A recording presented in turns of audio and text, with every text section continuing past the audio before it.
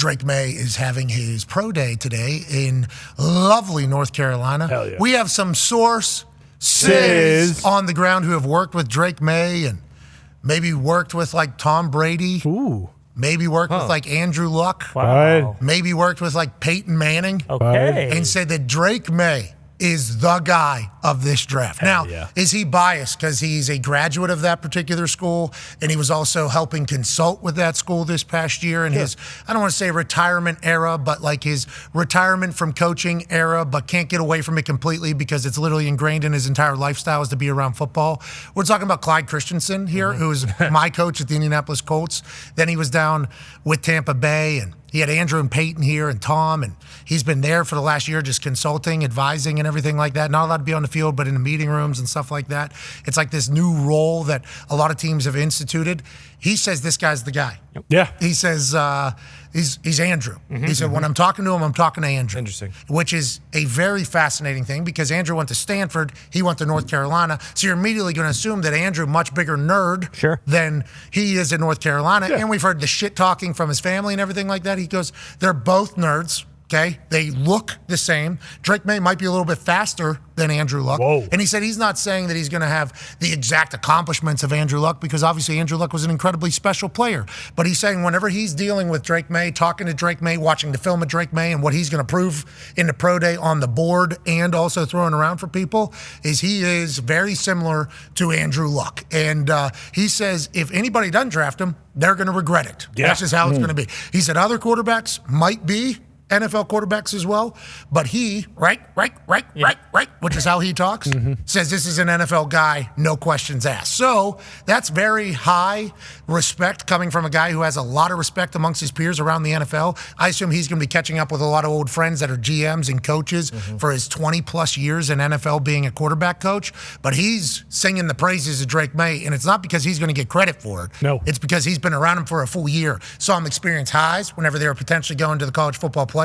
Lows, new teams around him, NCAA suspensions to like his number one weapon, him potentially getting an offer of $5 million to go other places, not going. It's like everything about Drake Maye, Clyde Christensen, former NFL coach, now advisor over there in North Carolina, screams NFL guy. So now you start looking at like number 2 overall pick.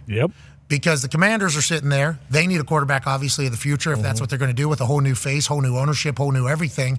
Are they going to get Jaden Daniels after what Jaden Daniels did yesterday at his pro day? That elbow's interesting. Yeah, it is weird. That elbow, might be an alien. That elbow is very interesting. He could spin it. But like Drake Maye now is the topic of conversation, and everything we're hearing from people that are close to him, it's like Drake Maye is going to be a guy for the next 15 years. Yeah. Your thoughts, Con Man, as the Patriots at number 3, and there's a chance that Drake Maye is available, but there's also a chance that Drake Maye slides up to 2. And the way Clyde was talking, like, hey, don't think Chicago's not doing a little bit of snooping around on what Drake Maye could potentially be in the NFL as well. That's a wild thing to hear because we've all assumed Caleb's the guy, then Jaden, and we heard Drake fell. But instead, it seems like it's going the opposite direction. Yeah, especially with JJ flying up. Like, people are talking about him going 3 over Drake now, which has been kind of wild. But as a Patriots fan, I love this because I have kind of talked myself into Drake Maye, if you will, these last couple weeks. And then you hear the stuff from the sources about Drake Maye, and it's like, okay, hold on.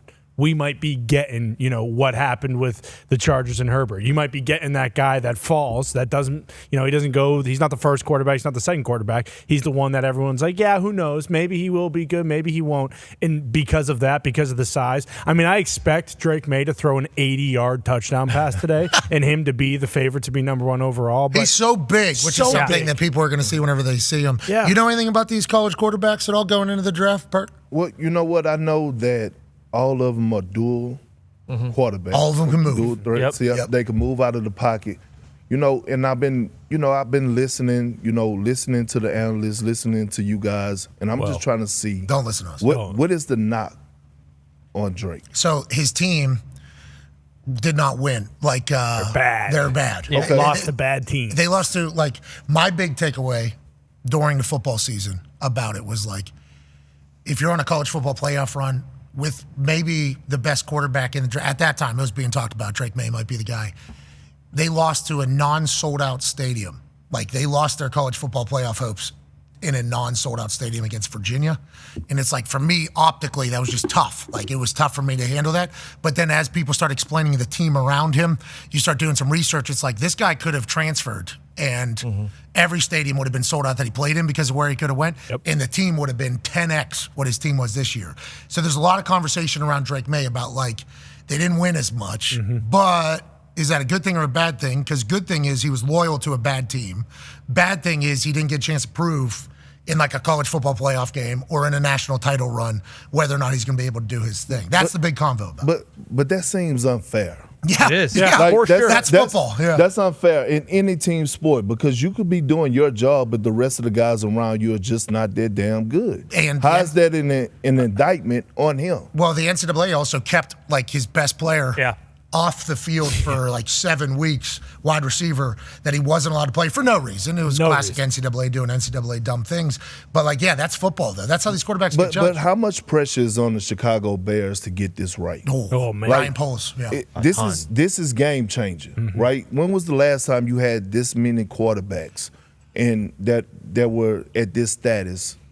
So I guess it was Joey, Tua, Herbert. That was last. And then one, I mean, they all worked out, but like the last time it was this many quarterbacks in the first round was the Mac Jones, Trevor Lawrence, Zach Wilson, Trey Lance, Justin Fields, and a lot of those did not work out. No. So that's like it's a real role of it really is like what C.J. Stroud just did down in Houston. Right.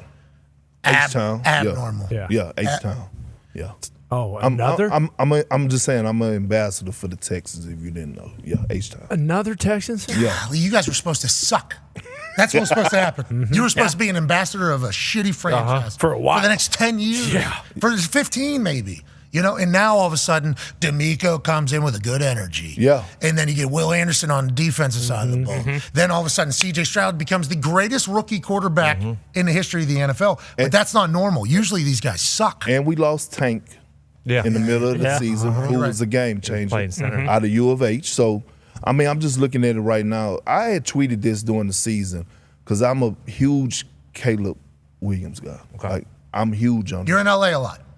Yeah, I am 3 days out the week, but that's here. That's half the year. That's big time. Yeah, but I've been watching him, okay, and I tweeted. I said he's the Patrick Mahomes of college when I was watching him play because he's that dynamic. To be honest with you, I just don't see any other quarterback that's better. Damn, y'all quick. Yeah, that's CD Baby back there doing some searching out there. 237,000 views. People respect your NFL views as well. That's a lot. I mean, I don't know if it was respect or just, I don't know what the comment section was saying. Oh, you think there's a lot of people saying, "Oh, Bert, shut up." You don't know. Yeah, you're talking about Carry on. Yeah. How'd Carry On start? Brilliant. I don't even know. I know you didn't create Carry On. I didn't, but it was just adding like, it in. Tagline. Yeah, and I just kind of rolled with it. You know what I mean? I was like, yeah, carry on. First time I heard you speak and use it, I was like, oh, I like that. And then it's hard not to start doing it yourself because it is an easy. It's catchy. Sign off. And you could add a little bit to it. Like Sauce. you could say, "Don't mind me," and carry on. You could say, "Carry the hell on." Right there. You know, so you know what I'm saying. You could mix it up. Yeah, you can sauce it a little. Yeah. Kind of like Bowie Love.